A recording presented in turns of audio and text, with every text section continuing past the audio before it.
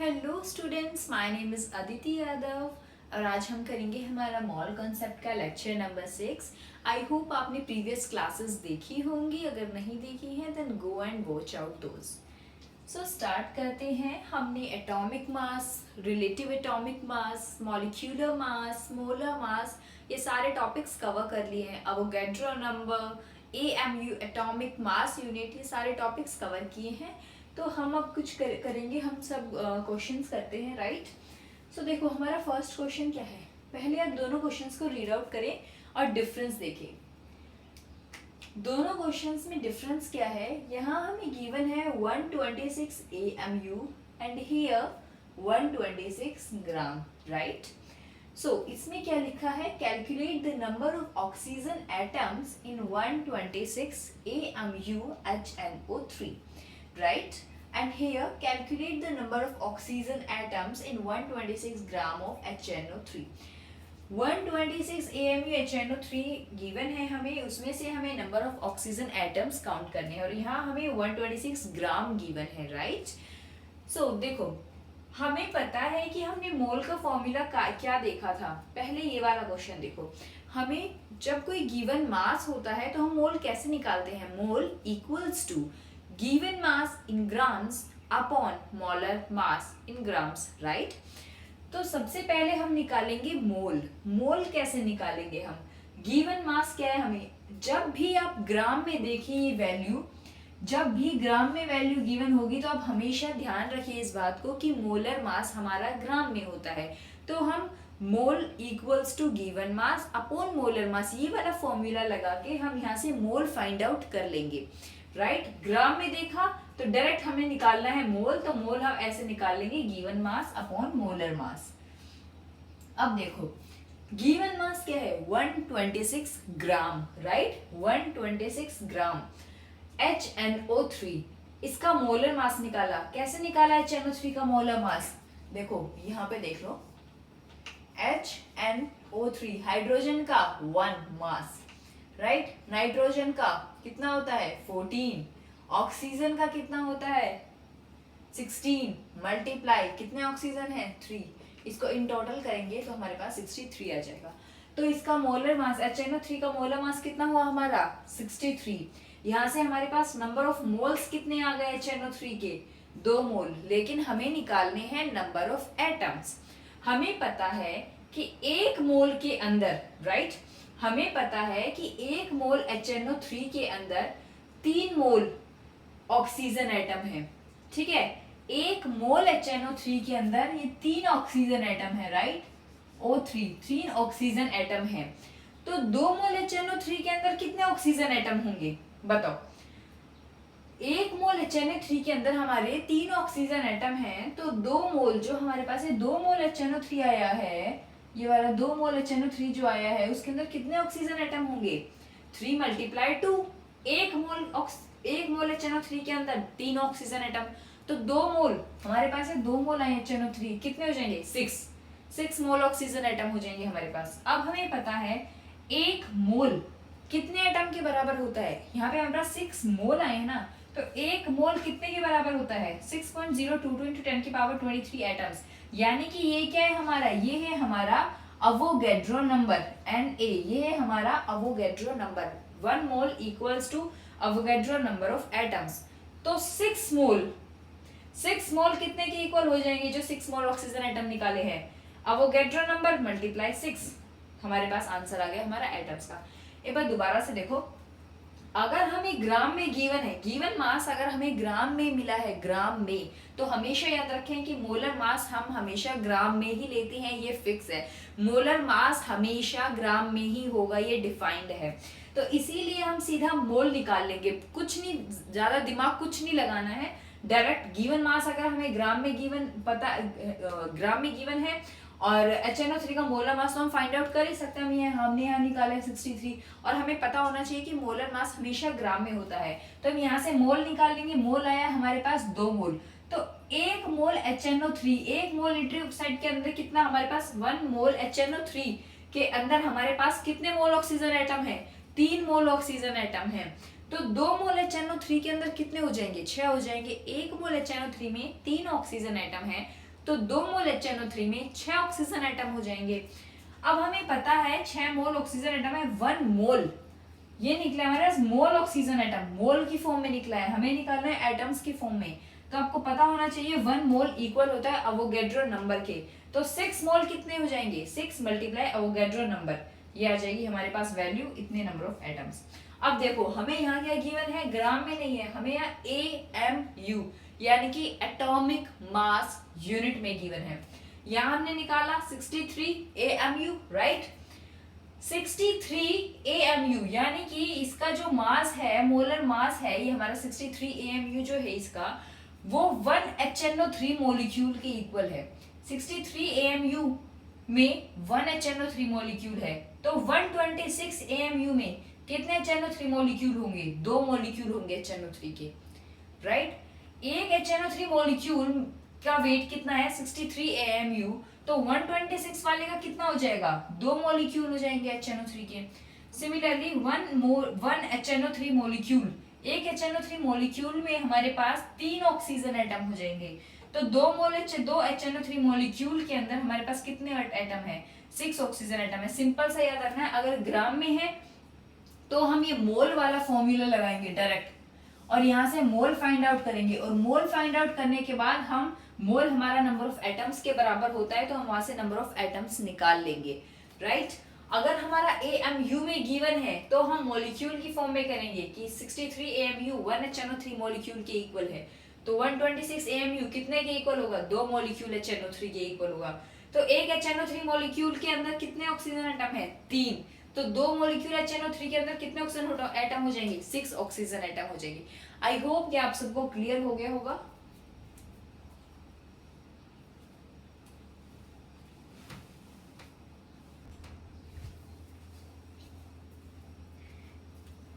सो अब हम करते हैं हमारा नेक्स्ट क्वेश्चन। देखो इस क्वेश्चन में क्या है, हमें गिवन है कि हमें 18 gram of glucose molecule given है। हमें क्या गिवन है, 18 gram of glucose molecule. Glucose molecule यानी ग्लूकोज का फॉर्मूला क्या होता है, C6H12O6।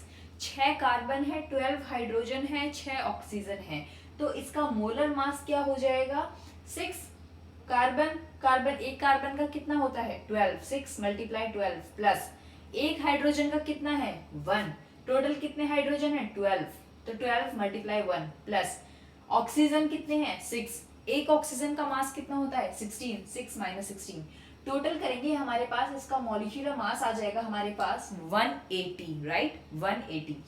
तो हमें क्या पूछा है, नंबर ऑफ मॉलिक्यूल्स पूछे हैं 18, एक ग्लूकोज, हमें ग्लूकोज मॉलिक्यूल गिवन है 18 ग्राम, यानी कि गिवन मास पता है हमें, और हमें क्या निकालना है नंबर ऑफ मॉलिक्यूल्स। अब हमें पता है कि नंबर ऑफ मॉलिक्यूल्स हम कैसे फाइंड आउट कर सकते हैं, राइट। 1 सेकेंड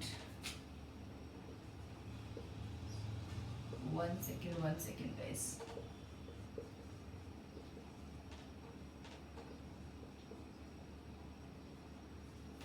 ओके, हमें पूछा है number of molecules.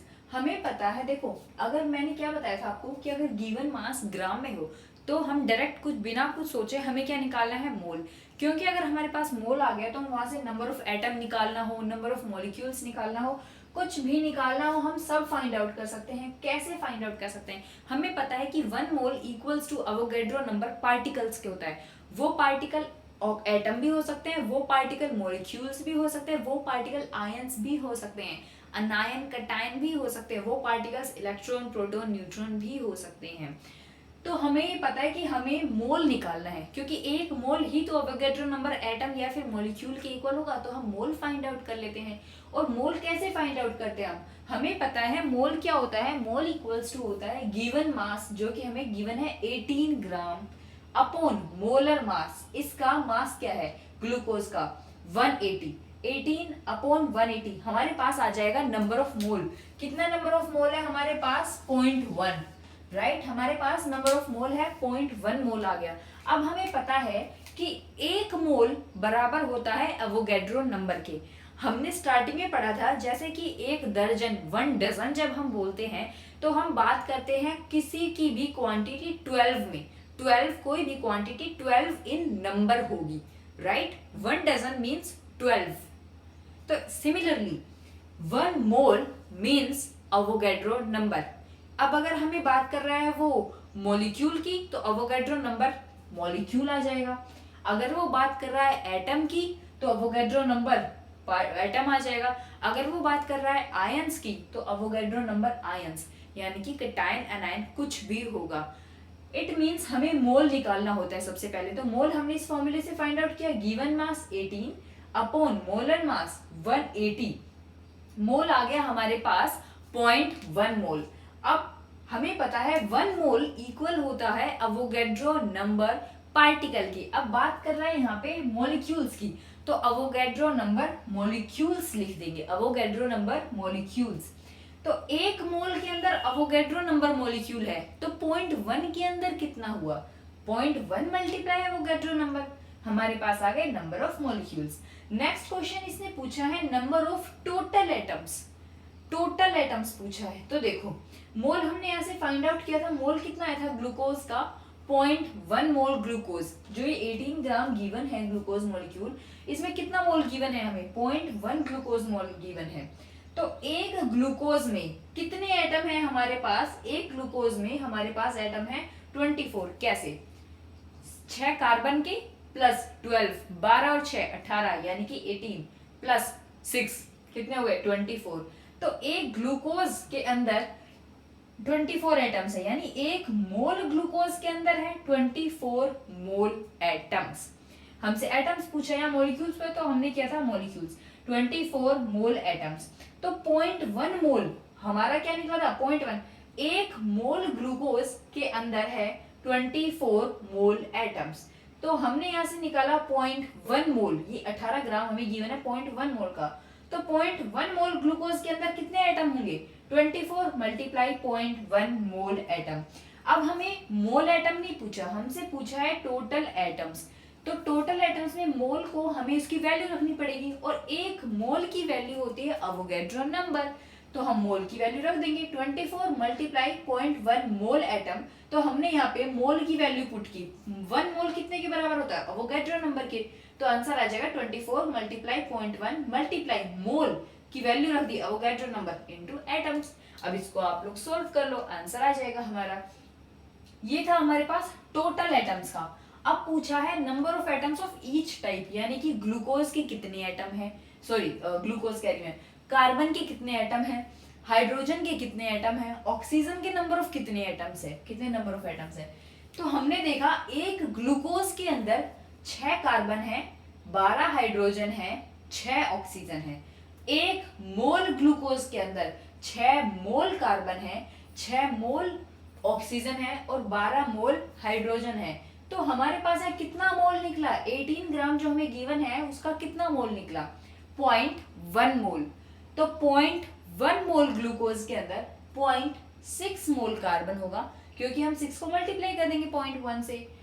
1.2 mole hydrogen होगा और 0.6 मोल ऑक्सीजन होगा। अब हमसे मोल कार्बन, मोल हाइड्रोजन, मोल ऑक्सीजन नहीं पूछा, हमसे पूछा है नंबर ऑफ एटम्स। तो हम एक मोल कितने एटम के बराबर होता है 1 mole equals to Avogadro number of atoms, यानी 6.022 मल्टीप्लाई 10 की पावर 23 एटम्स। तो इस मोल को हम यहाँ कन्वर्ट कर देंगे, इसकी वैल्यू हमने पुट कर दी Na, इसकी वैल्यू Na, यानी कि इतने number of atoms, 0.6 multiply Avogadro number of atoms, right. Next question, calculate the mass of oxygen in 16 gram SO3, right. हमें SO3 गिवन है कितना 16 ग्राम, और क्या पूछा है ऑक्सीजन का मास पूछा है। ये पूरे SO3 का मास गिवन है 16 ग्राम, और सिर्फ ऑक्सीजन का मास पूछा है, राइट।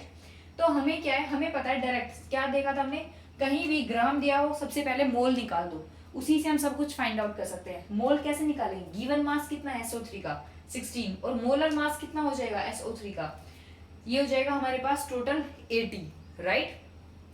तो इसको डिवाइड करेंगे, गिवन मास अपन मोलर मास करेंगे तो आ जाएगा number of mole 0.2 mole SO3। 16 gram SO3 में कितने मोल ऑफ SO3 का है कि 16 ग्राम में कितने मोल आएंगे 0.2 मोल SO3। तो हमें पता है 1 मोल SO3 में, 1 मोल SO3 में 3 ऑक्सीजन एटम है, ये 1 मोल SO3 में 3 ऑक्सीजन एटम है, तो 0.2 मोल SO3 में कितने ऑक्सीजन एटम होंगे? 3 मल्टीप्लाई 0.2 यानी 0.6 मोल ऑक्सीजन एटम, 0.6 मोल ऑक्सीजन, ठीक है। एक मोल ऑक्सीजन का मास, ये तो निकाल लिया हमने, टोटल कितने ऑक्सीजन हो गए हमारे पास? 0.6 मोल। सिंपल है, यहां से हमने निकाला मोल, मोल के लिए गिवन मास, इसका molar mass divide by 0.2 mole SO3। एक SO3 हम ये लेंगे, एक SO3 में कितने ऑक्सीजन है? 3, तो 0.2 के अंदर कितने हो जाएंगे? 0.6 मोल ऑक्सीजन। एक मोल ऑक्सीजन का मास कितना होता है? 16 ग्राम, तो 0.6 का मास कितना हो जाएगा? 9.6 ग्राम। आई होप ये आप सबको क्लियर हो गया, और if you have any doubt then please comment section में कमेंट कीजिए। Thank you.